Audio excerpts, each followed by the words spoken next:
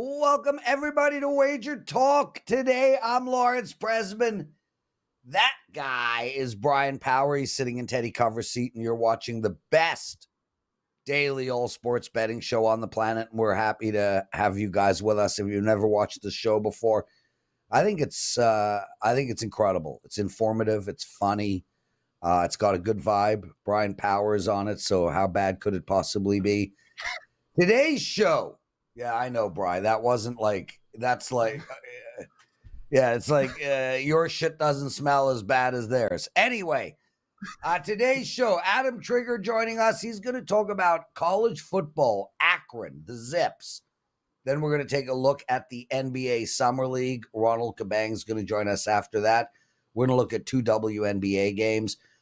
Brian Power and I will go through what did bettors learn, and we have a really good question in the BS segment, the betting strategy segment, that Brian is going to talk about as well, and it is to do with the Pythagorean win percentage in baseball. Brian, how are you, dude? Thank you so much for sitting in for Teddy the last couple of days. Have you been enjoying it?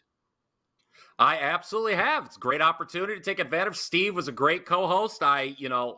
He warned me about you, but I said, you know what?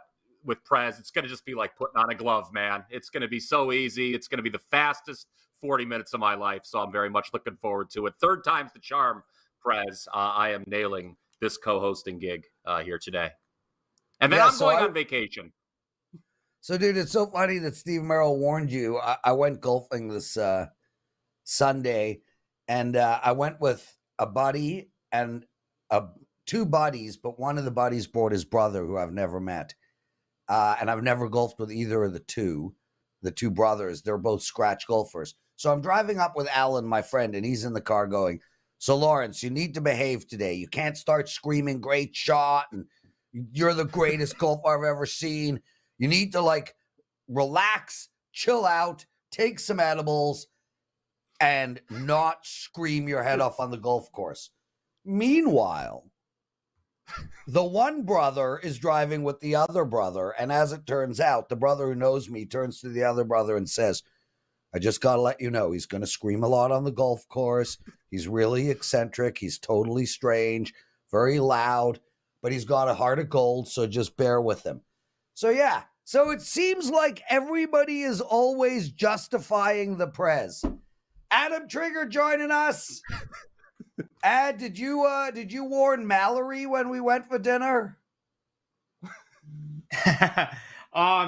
Well, Prez, if you remember, I thought we were going to be at a Dead show, so I was like, well, right, she'll just figure it out, and then the show got canceled. So at that point, I didn't really have time to warn her. Yeah, I was like, well, we're going to be at a Grateful Dead concert. It's going to be getting pretty crazy anyway. But yeah, it was, the show got canceled. So no, she didn't get a warning. But that was a fun dinner, though. That was a good time. It was. Ad, thanks for joining us, man. You're wearing an Akron shirt. You want to talk about Akron? Is this a team you cheer for personally, or you just happen to like the shirt? I actually got this shirt. I was with Brian Power when I got this shirt, actually. We went to an Akron basketball game over the winter, and it was a whiteout in the JAR, the JAR Arena. So I think Brian has a white Akron shirt somewhere as well. I kind of just found it in my drawer, realized I was going to talk about Akron today. I said, you know what? I got to wear it on the show. Quick story for you guys, though.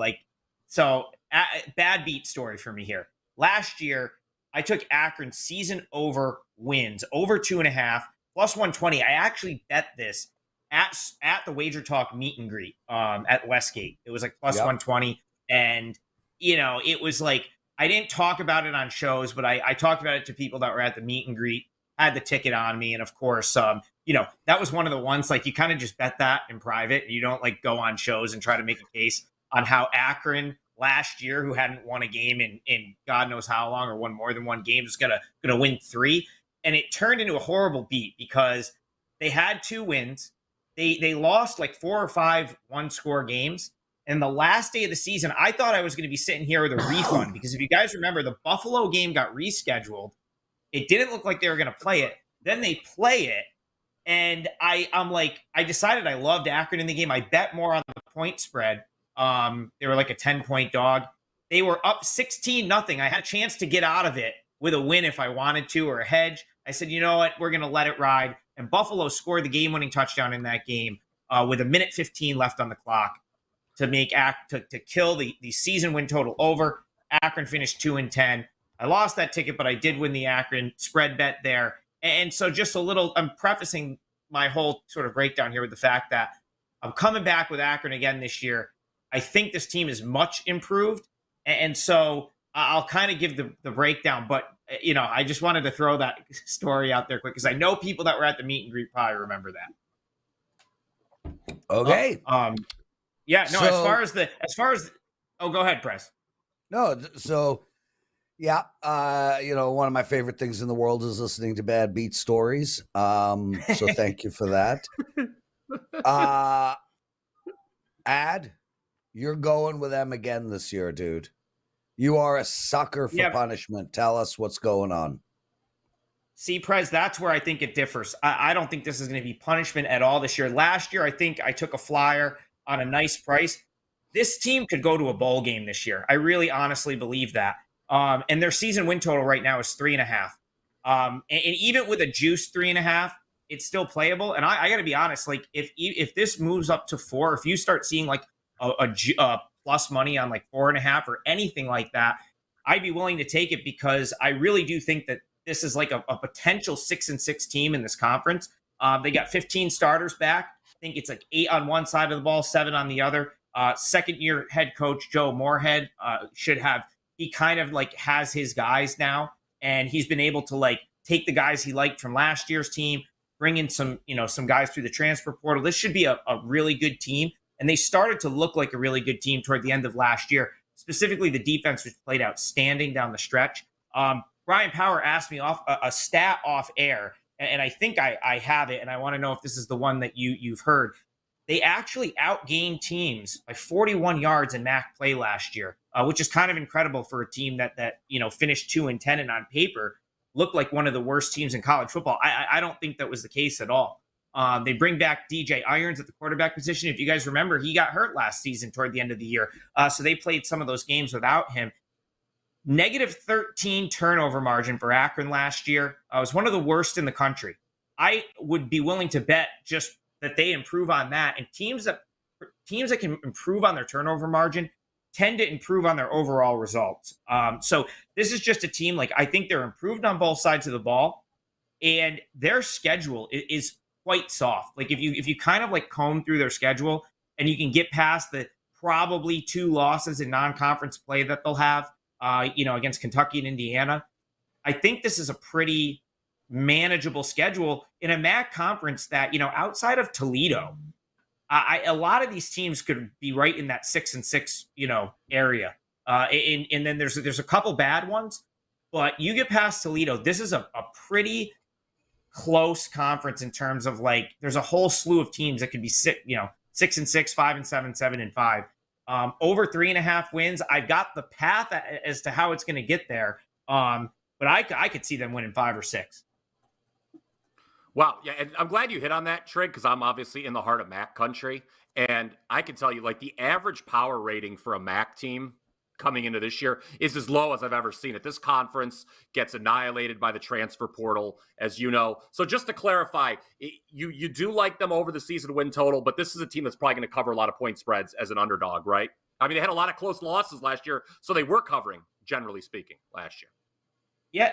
Yeah, so that's what I found like really surprising. Like I fully expect them to win 4 games, but Phil Steele's a great magazine. If you don't have it, you should go get yourself a copy. He only projects them favored in 2 games.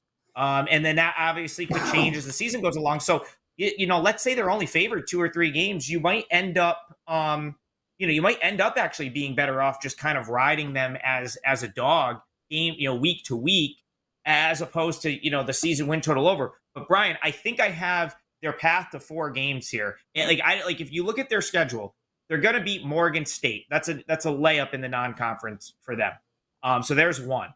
They've got a back-to-back home game situation with Buffalo and Northern Illinois, where I would shocked if they don't win one of those two games. So that would be 2.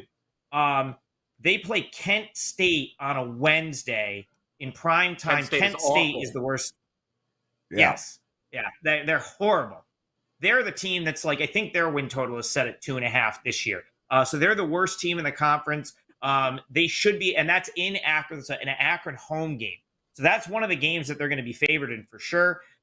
Bowling Green is not very good this year. They get Bowling Green in a primetime game. And so, like, and of course they could upset someone. Like, let's not rule that out. Like, they could win. They could knock off a team as a 7-point dog, no problem. They almost did a couple times last year as a bigger dog than that. So I think you can get to 4 games there. And even if you're at 3, you could be going into the finale with a home game against Ohio, who, and Akron's got a bye before that home game. And the week before, Ohio has to play their senior night home game against Central Michigan. So a potential flat spot for Ohio and a potential spot like where if it does come down to that final game, I wouldn't rule Akron out there. And if it does come down to the final game, you may have a way to get out of it if that's what you wanted to do. So I just think over 3.5 for Akron's a great bet. And I would go props here too. Like, if you can find like bowl eligible at plus money for this team, I would take it. I mean, they could be the surprise team in this conference, but I think the best bet here for sure is just taking their season win total over 3.5 and then playing them on a weekly basis when they're getting more points than they should be. Really good stuff, Adam. Guys, we've got time today.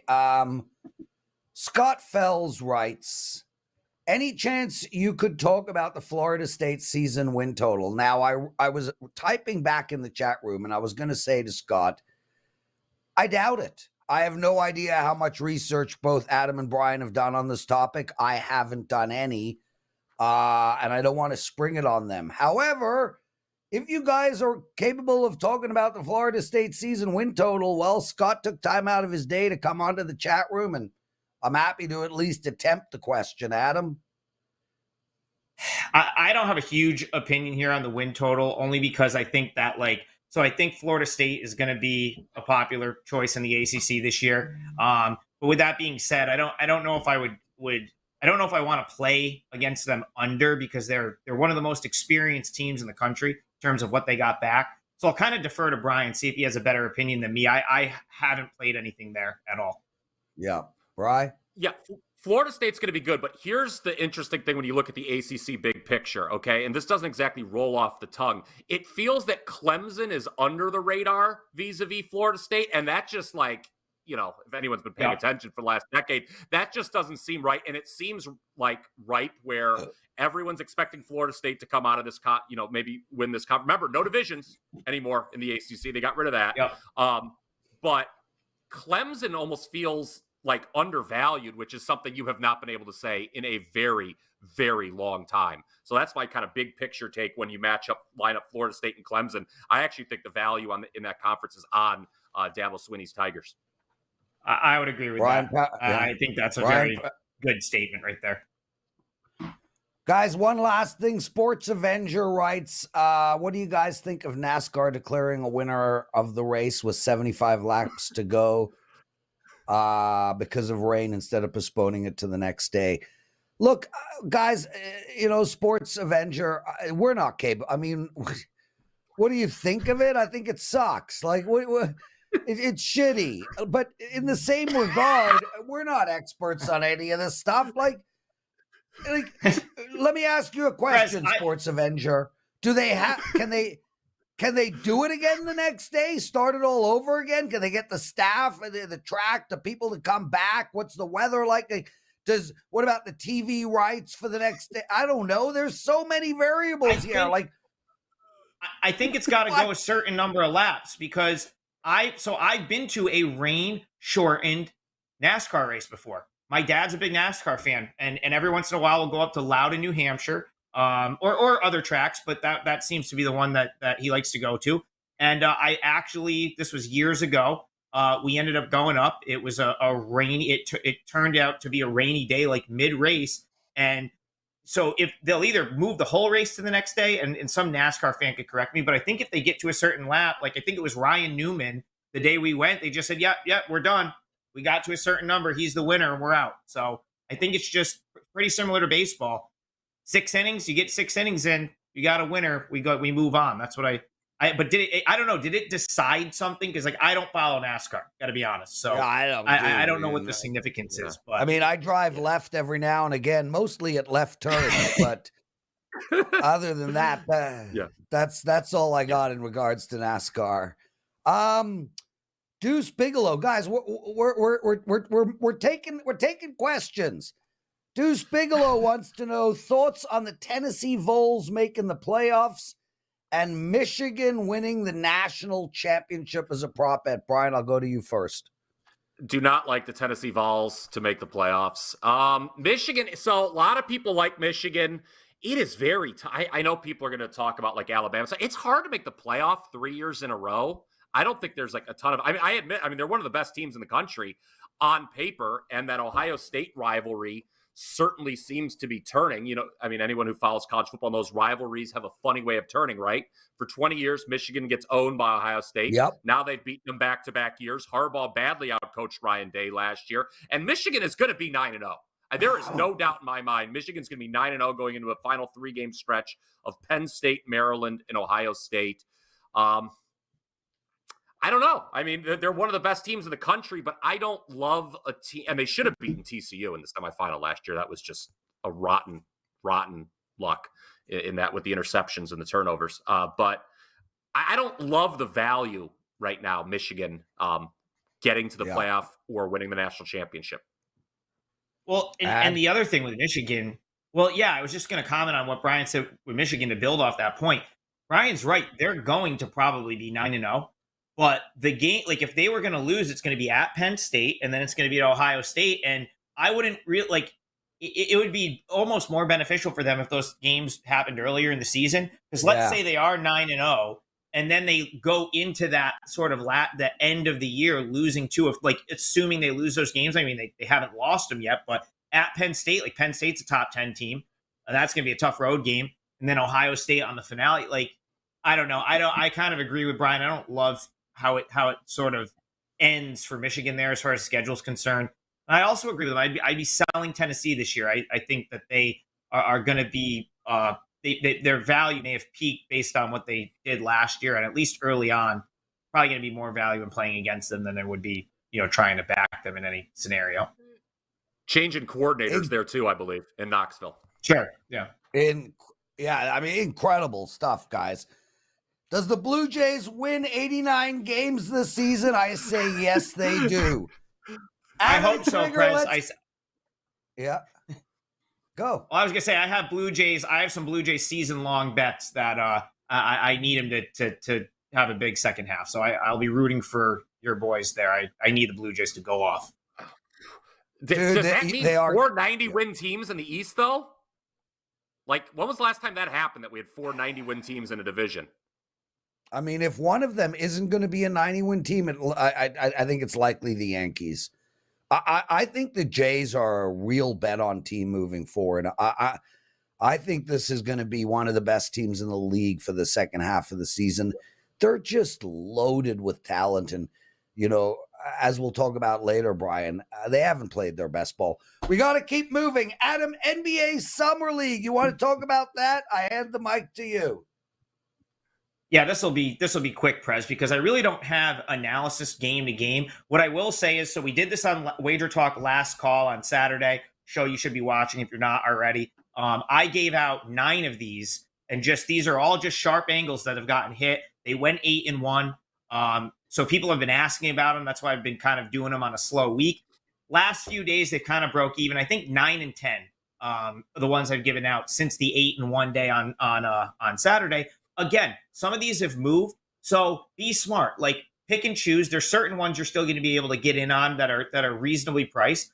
But the other thing that you got to take advantage of, in-game betting, especially with basketball, if you miss a number, don't worry about it. Just watch the in-play, because the runs in basketball are such that you can almost always get down at the number you want if you're just using live betting. And it's great. It's been great for these summer league games. You've almost always been able to get the number you want at some point in play, and they've done well since the beginning of summer league. So I'm going to rattle off 7 sides and totals that got action today. Do what you will with them, but they've been good so far, and hopefully these end up winning as well. They played the Hawks. This one you should be able to get down on because they took the money line. So even if you have to now, it was like plus 110. Even if you have to lay minus 110 or minus 120, you should be able to get down on the Atlanta Hawks. Clippers, Grizzlies under 180. Magic, Knicks under 178.5. Celtics, Lakers under 188. Thunder minus 1.5. Again, another one. Just play the money line there. Bet accordingly if it's juiced up a little bit at this point. Thunder, Pacers under 187.5.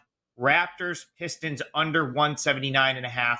That's 7 angles. And guys, especially with the totals, there's so many ebbs and flows to a basketball game. You can almost always jump in and get the total in play at the good number. I would strongly advise not just taking a bad number on all of them, because that, you don't want to run into a scenario where you take a total that's moved 4 points, they win, you lose. But these are really just, I've been giving them out because I know people are watching the Summer League. It's one of the only things going on right now. And I think you do want to know where the respected money is. Like if you're trying to handicap this or bet it on your own, I think it's very useful info. So we'll clip that and probably tweet it out as well. But there's 7 angles for today's Summer League games. Adam Trigger, what do you got to promote? I'll have a KBO play up in a few minutes here. We were just waiting for the lines to come out. It'll be $9 because that's what we typically do KBO at. And I am on a 9-1 KBO run after this morning. I got 6 winners overall. So the try to continue the streak tomorrow morning in Korean baseball. And that's another thing, at least for one more day. So KBO has played the last 2 days. They will play on Thursday morning before they go to their All-Star break. So we got games as usual, KBO tomorrow morning. And I'm actually going to be talking about a couple of them on Wager Talk Extra today with Dan Newbert. So look out for that as well. Outstanding stuff. Adam Trigger, everyone. Guys, Adam Trigger, number 1 handicapper in profit the last 3 days, number 3 handicapper the last 7 days, and most importantly, the number 1 handicapper the last 365 days. So great stuff. Brian, what did we learn in the wonderful world of sports betting? Well, how about this? MLB home field disadvantage? ? Prez, something I learned as I was doing my research here during the All-Star break is that going back to 2005, this current season is the second least profitable for betting on home teams. So what is that now? It's almost 20 years, over a 19-year sample size. Would you like to know what was the least profitable year for MLB home teams? The only year worse than this one so far. 1916. No, only going back to 2005. I don't have the data going back to 1916, but only looking at 2005 to the present, the worst year was last season. So it's not been a great year and a half to bet on MLB home teams. So what I wanted to do, only 10 of the 30 teams have shown a profit at home if you would just blindly bet them this year. So that's right. 20 in the red. Yes. Such an interesting find. Do you think, I mean, listen, in the last 2 years, sports betting has just gone gangbusters. I got a 14-year-old in the house who sports bets. I mean, him and all his friends sit around on a Friday night making $2 parlays. I don't know where they get that $2 from, but sports betting has never been bigger, ever. And it's probably, it's probably 5x from what it was even 5 years ago. Most amateur bettors want to play home teams. Most amateur bettors want to play favorites. Most home teams are favorites. You think this is a value situation? You think that ultimately the sheer volume of amateur bettors that have entered this industry has skewed the money line of these home teams, likely home favorites, and that's why it's last year and this year as opposed to 2014 and 2007? Yeah, that's a really interesting point. I'm not going to disagree with it. What's interesting, though, is I know favorites got off to a great start. Favorites in general, whether home or road, got off to a great start this year and last year. So I think there's something to what you first said, that the kind of novice bettor likes to bet home teams, right? So I think, maybe that's the spot to target. It's these home favorites are the teams that you want to look to fade. You get good value usually with a road underdog. I've done it, for a large part of this year, taking road dogs, even if it's even if it's like plus 125. So yeah, I think there is something to that. I did want to go through who the biggest offenders are at home here. These are the teams that have lost the most money at home. St. Louis, obviously one of the most disappointing teams in the league, minus 17.2 units. Kansas City, minus 16.7. Oakland, who is, of course, atrocious, minus 11.5. San Diego, a surprise on the list. Now, they're disappointing, too. They're minus 11.4. But San Diego has given up the fewest runs per game at home this season, and they're still down 11.4 units. That tells you just about the lack of timely hitting. I think their numbers with runners in scoring position, Prez, up until recently were historically inept. I said on Monday with Steve, I think San Diego's going to turn around in the second half, and Washington is another bad team, down 10 units at home. So those are the 5 biggest offenders, teams that you've obviously lost, that if you've bet on them at home, you're probably not doing well. Man, that is a great take, dude. So what did I learn? So, Bri, real quick, and I don't want to get into this because these people really don't deserve any airtime, but man, angry people on social media, Bri, I don't understand it. Like, before social media, were these people just going to the supermarket and screaming and yelling at random strangers, like, in order to get it out of their system? Like, so some guy puts up on Twitter my real, like my real last name, which I've told everybody, I don't hide it. And he talks about my brother. Now, my brother owns a company called Spin Master Toys. Spin Master owns Paw Patrol. Paw Patrol is the second largest media brand in the world. Spin Master also owns Air Hogs, Hatchimals, Bakugan, Kinetic Sand, on and on and on. It's the 4th largest toy company on the planet. My brother is a multi-billionaire. So this guy puts up a whole thing, articles about my brother, and then he talks about how I'm the black sheep in the family. I'm the black sheep in the family because I didn't accomplish what my brother accomplished. And I read all of this, and all I thought to myself was, I wonder what this guy accomplished.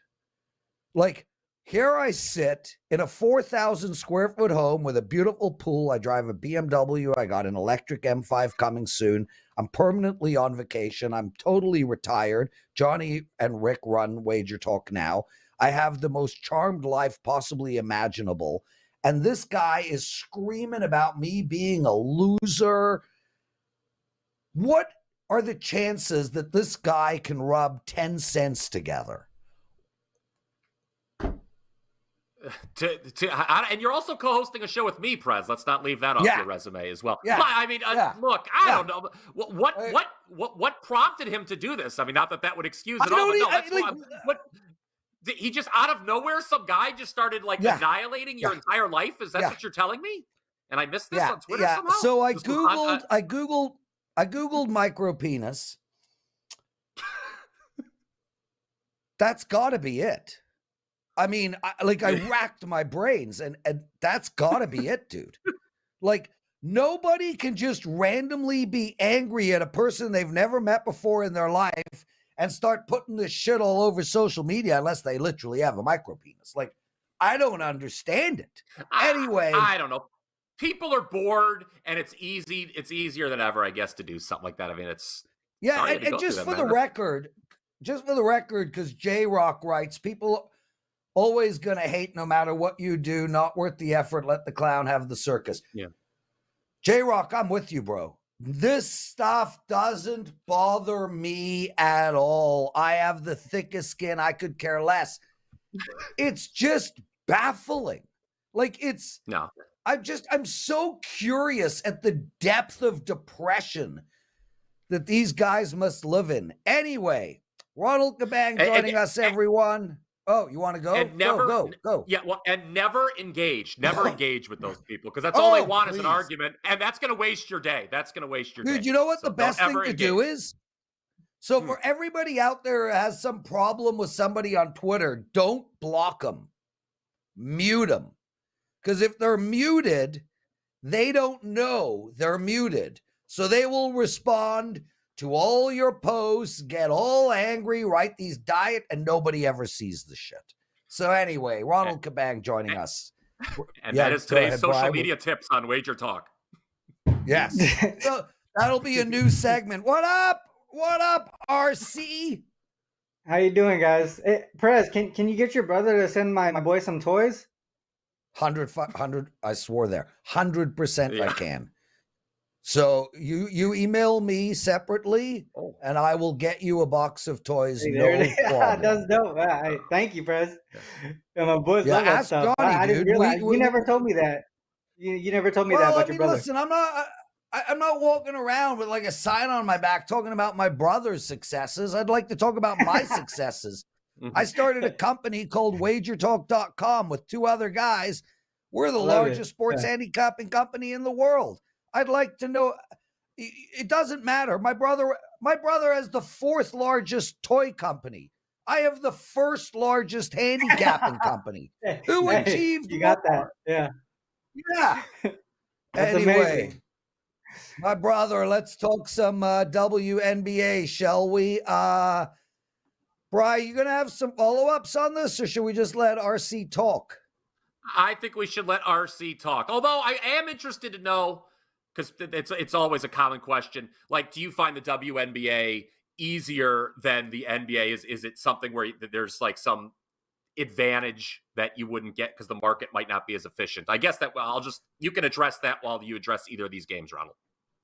Yeah, I think so. I mean, I think with the WNBA, you typically see a lot of line movement from when the line opens to the day before. I mean, you can tell the books aren't ready for WNBA right now just because just the fact that they wait so long to get the lines out, they don't really have the tools and the people available to set those lines properly, and those get jumped on pretty quickly. For the most part. And so like something like you see, I mean, there's a couple of games going off right now. There's two early games and then there's another one at 10. So I'm talking about the later games, the Storm and the Dream, and then the Aces and the Sparks here. And both the Aces and the Sparks played yesterday. And you could see some of the at least for the Storm, you see the line move towards the Dream 6.5. I think it's like 8.5 now.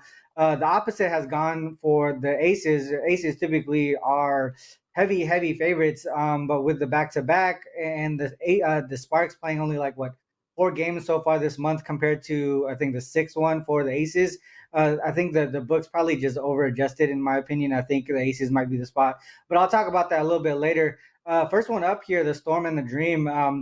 Storm, I'm from Seattle, so I watch them a lot pretty regularly, and they're on a bad streak right now, 6-game losing streak. The second leg of back-to-back games. They just lost to the Mystics yesterday. 93-86. They did make some roster changes with the rookie playing at center now and Ezzy moving to power forward. That has helped with some efficiency offensively, getting them some offensive rebounds, playing some post defense. But for the most part, I mean, they're just struggling on both sides of the ball for the most part, especially when they play top tier teams. This is also the last game of a tough 4-game Eastern Conference road trip, so that could affect them here as well. They did have some travel issues going to Washington for that Mystics game. I believe they had to ride the bus, not even drive. So that's another thing about WNBA versus NBA. The travel on the road is really tough because they're traveling normally with regular people. They're riding the same planes as us, not private jets and things like that. So that's another issue there. The travel is really bad for WNBA players and teams. Jewel Lloyd, man, she's been pretty much the only bright spot for the Storm. Had 39 points, shot 11 from 22 from the field, including 9 of 16 from 3, and she did that in 35 minutes of play. For me, part of me thinks that she might have a chance to sit tonight. She's kind of been banged up. I know she's the star. She's pretty much everyone, the whole team. But she's been banged up. I mean, for a few games here, I don't think she's been 100%, and she's still able to put up numbers like that. So there's a chance she does sit tonight. I don't think the Storm are in any dire need to win games at this point. But on the opposite side, you see the Dream. They won 5 straight games now. This is the first game of a 3-game road trip, but they do have the All-Star break in between. They haven't played since Sunday. I think this is only their fourth game so far this month, and it's the sixth game for the Aces here. They have a big three there: Ryan Howard, Alicia Gray, and Cheyenne Parker, leading the way for them. Danielle Robinson has been a big boost for them. She was injured for a little bit, but offensively and defensively in the last 5 games, she got inserted into the starting lineup 6 games ago. 5-1 straight up and against the spread during that time. They won and covered the last 5 in a row since she's gotten reinserted into the starting lineup. For me, the only way that I look is towards the dream, whether it's the team total or the side here. The Storm are the worst shooting team in the league, and they're the only team shooting under 40% in the league right now on the season. And since they rely heavily on Jewel Lloyd, and I think that she's not really 100%, they might rest her because of the road trip and all that stuff going on. That's going to be tough for the Storm to put numbers up, but for the most part, they do play a quicker pace, and the Dream probably will step down defensively here. I think they're a team that could kind of just focus on the offensive side of the ball at home, especially since they're coming off a little bit of a road trip as well. In the last 5 games, the Dream second in offensive rating, second only behind the Aces, which says a lot here about how their offense has adjusted since the beginning of the season. Second rated defensive team in that span as well, only behind the Dallas Wings. From a trend perspective, Storm 3-5 against the spread on the road. Dream typically back up strong games with another one 7-2 against the spread following a win. The Dream have the rest advantage, the momentum. Like I said earlier, I can only look towards the Dream in the spot here. Ronald Cabang, everybody. I got to tell you, man, I love the names of these WNBA teams. The Storm versus the Dream.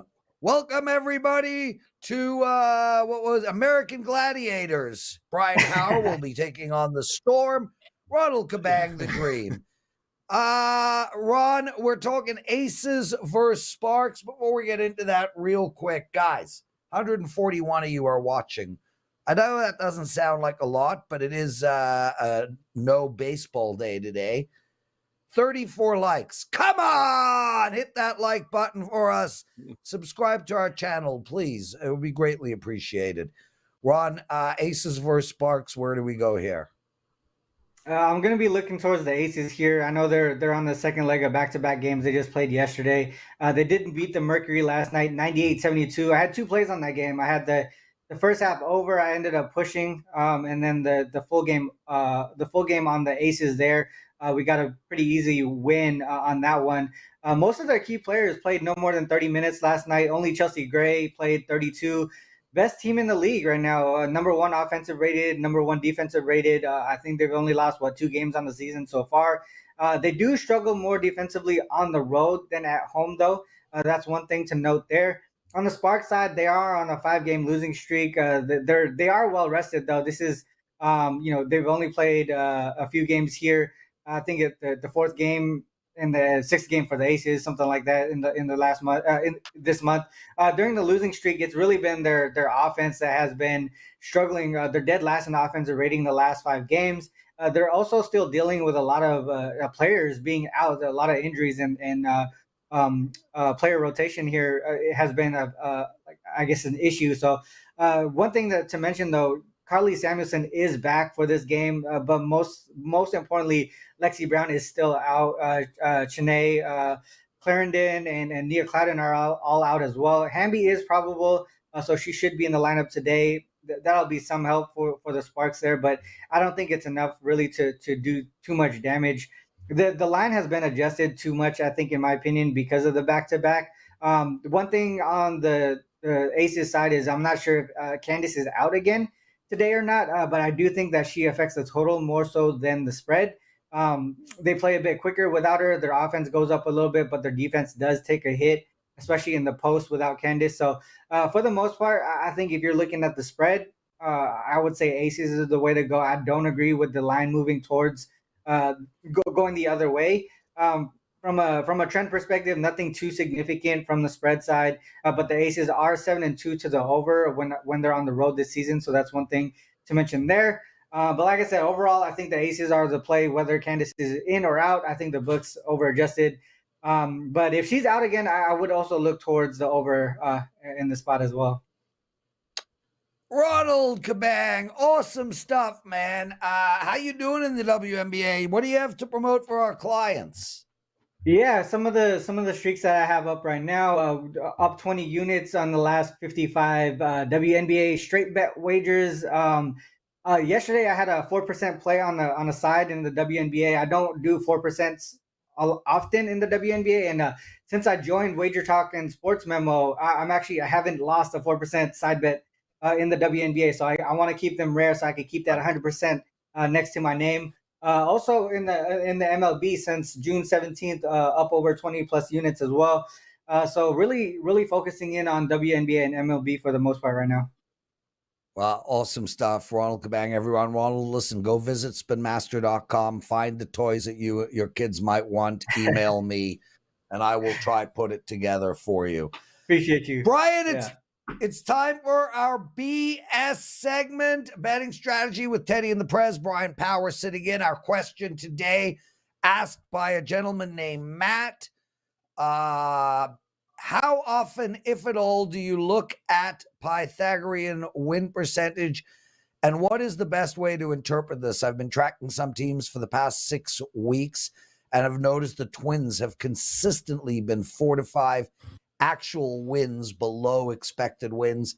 Are they just an underperforming team, or would you expect them to have some positive improvement in wins? The Brewers are just the opposite, having 4 to 5 actual wins above expected. Do you think they'll tail off in the second half? Bri, all you, bro.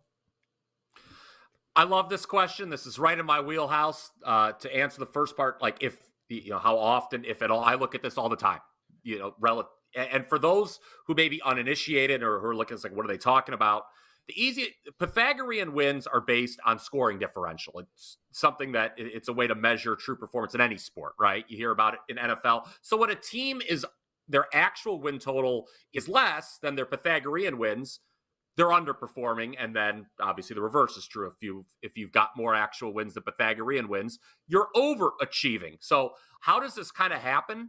Well, take a look at a team like the Miami Marlins, Prez, okay, who are 21-6, I think, in one-run games. When you have tremendous close game luck, you're going to be overperforming your because you're winning close. And something you're getting blown out when you lose. Like the biggest offender that I think everyone can remember was in football last year, the Minnesota Vikings, right? Remember they won 13 games. They had a negative scoring differential. They had one of the largest gaps on record between actual and Pythagorean wins. So how can we use this information moving forward is what everyone wants to know. And it's really a case-by-case basis. He brings up Minnesota. On Monday, I mentioned I'm a little concerned with Minnesota, despite the fact that they've underperformed, because look at the pitching they've gotten. They're I think, number 1 in ERA. And to only be 500 when you're getting that kind of starting pitching is not a good sign, because are they going to be able to maintain that throughout the second half? I don't know. I love Joe Ryan, but I don't know if the rest of that staff can do it. There's some guys who are due for some individual regression.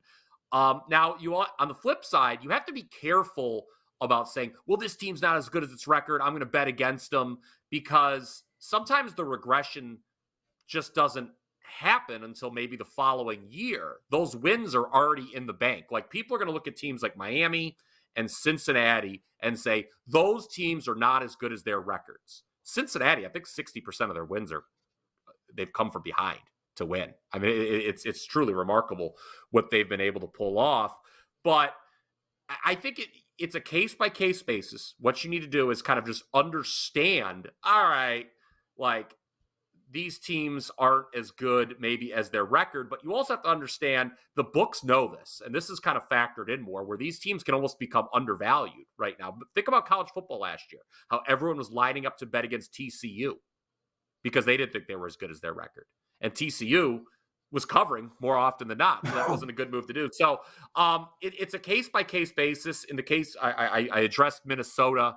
I don't think that's a team necessarily that's going to play up to its Pythagorean win total. It may just even out, as that's something you have to keep an eye on. Again, on Monday, I mentioned one team to keep an eye on is San Diego. San Diego, despite having a losing record, Prez, has the third best run differential in the entire National League, trailing only the Braves and Dodgers. That, to me, signals they're going to be playing better in the second half. That is a team to keep an eye on. I believe they have the biggest negative gap in all of baseball between actual and expected wins. It is currently 7, as a matter of fact. If anyone wants to check this out, an easy way to do it, if you just go to like the standings on ESPN.com, click expanded, there's an expected win-loss column right on the right-hand side. That's kind of just an easy layman's way to check this. But I look at it all the time. But you have to consider, I think, case-by-case basis for the team, because you can't just say, oh, this team's going to get better, oh, this team's going to get worse. It doesn't work like that in season, Brian, necessarily. Well explained, and it's something that's obviously relevant for every sport. I just want to speak very macro. Guys, all of this stuff is important. The Pythagorean, it's all important. Situational, tactical, there is not one thing that you shouldn't be looking at, but you have to look at everything together. You can't just say the Minnesota Twins are underperforming, therefore they're a bet on team moving forward. If you do that, ultimately you could lose a whole lot of money, because it's not going to be right all the time. You have to look at everything holistically and not get stuck. My biggest piece of advice to anybody making a bet and anybody looking to invest in a business from a private equity perspective is the same. You are not looking to make a bet. You are not looking to invest in a business. You are looking to not make a bet, and you are looking to not invest in a business.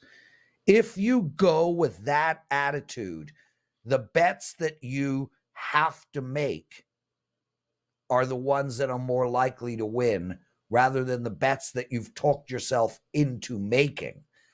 Always look to get off of a bet. The ones you can't get off of are the best ones to bet.